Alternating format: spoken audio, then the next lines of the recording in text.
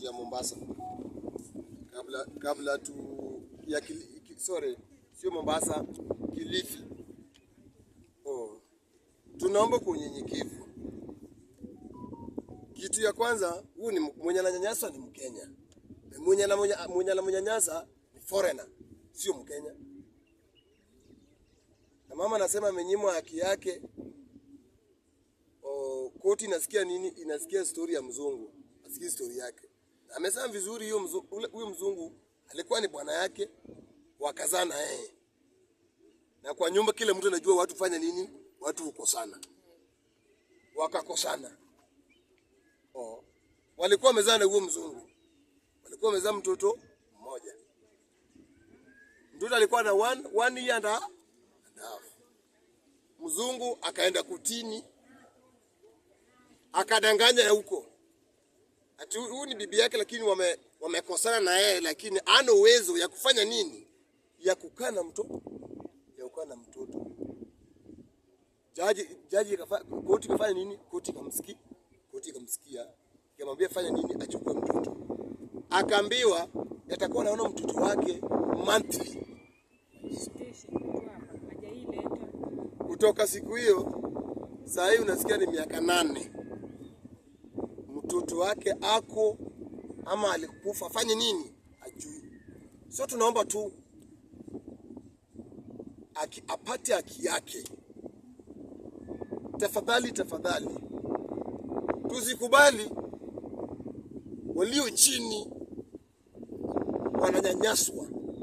Na sasa koti sasa inaona ule ni mzungu, ako na pesa zake, lakini huyu mama hana kitu. Sasa anyanyaswe tu. Serikali ya Kenya inafaa tufuatilie vitu kama hizi.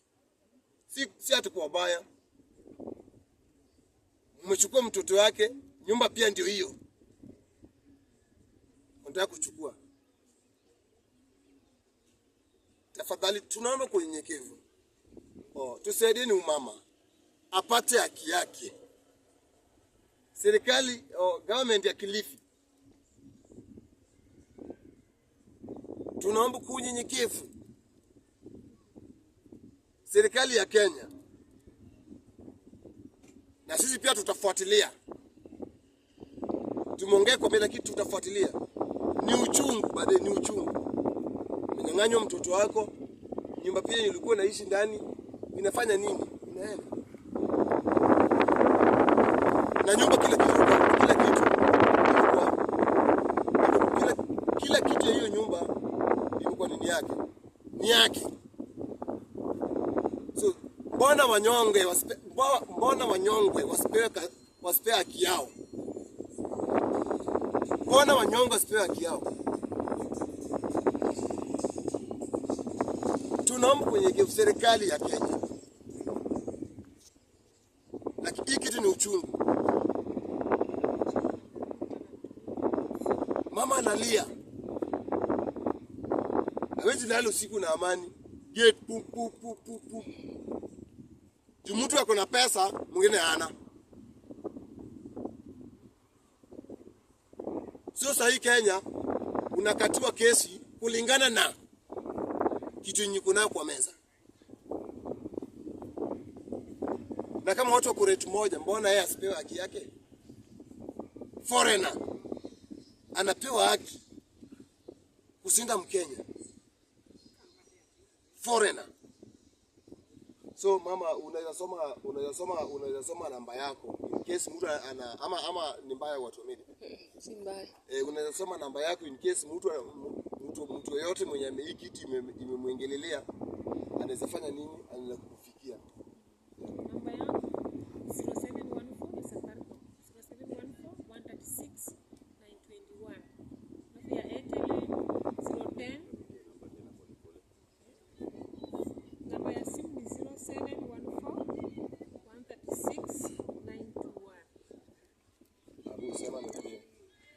Ya Safaricom ni 0714 yeah 136 921.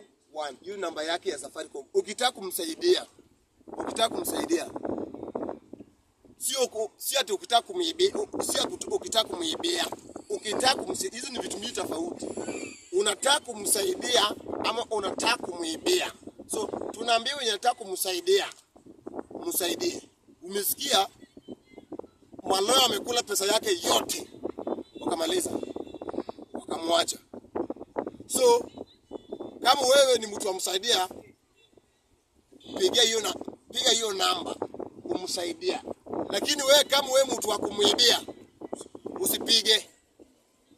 Wewe angalia pia watu watakupigia. Kuna wenye watakupigia yenye kusaidie, kuna pia watakupigia wachukue kitu kutoka kwako. So maisha yangu ikapala hatarini. Huyu mzungu alisema ati yeye atanifanya maskini, alafu yeye mpaka anasema kama sirejeshi, kama nyumba yeye irejeshi, yeye atanunua kule Mombasa. Ati yeye anaenda kutumia last coin yake ya pounds kumaliza.